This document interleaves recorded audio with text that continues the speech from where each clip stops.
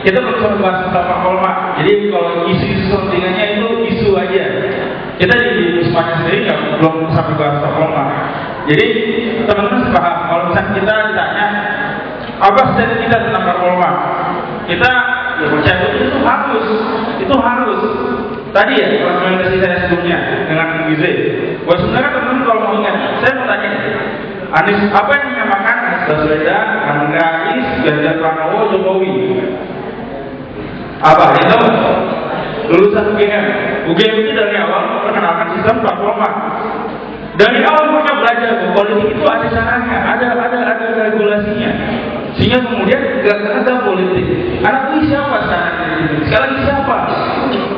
Sering melihat dari dua, Adnan mungkin nanti Nohize itu yang pertama. Yang kedua harus dipahami bahwa kalau kita bicara masalah mahasiswa tingkat akhir, contoh ya, ketika ada mahasiswa tingkat akhir, skripsinya bentar lagi, tapi dia kemudian diharuskan jadi ketua BEM.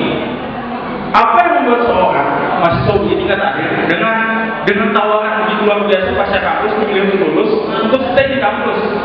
Kalau nggak ada namanya pendidikan nih, Pak kampus di isu kampus di dirinya, nggak ada yang punya teman-temannya menyatakan bahwa penting sekali kampus ini.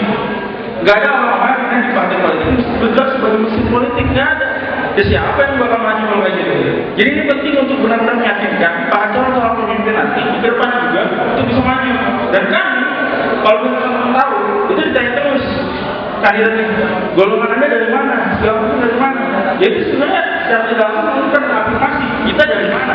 Ada nggak basis masanya? Ada nggak basis politiknya? Dan untuk bisa meyakinkan semua itu regulasi dengan baik, bikin Parpolma daripada sembunyi, daripada nggak jelas, dan kemudian akhirnya terjadi persaingan yang sempurna. Karena ada yang tinggi duluan, ada yang rendah duluan.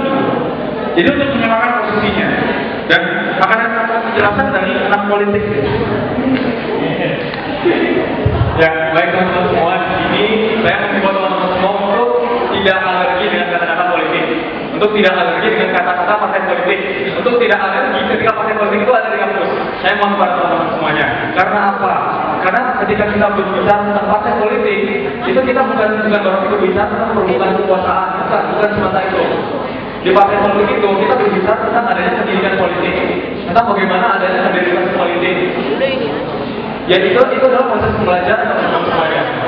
Dan berbicara tentang politik, partai politik itu sebenarnya itu gak hanya tentang korupsi loh, gak hanya tentang bagaimana ketika misalnya ada partai politik di kampus, itu apakah nanti berhubungan dengan partai politik di nasional? Tidak.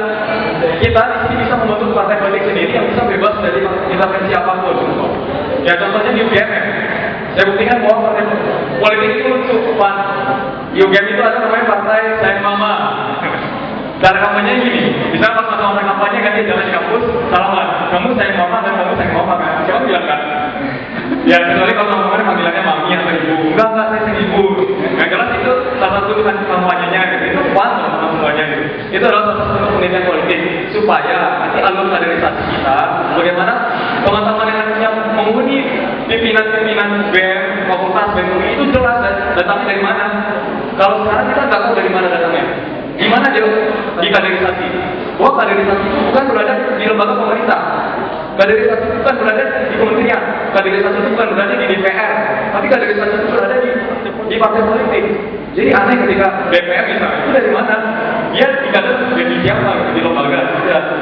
Jadi di sini kami setuju bahwa partai politik mahasiswa itu harus ada di UI. Ya.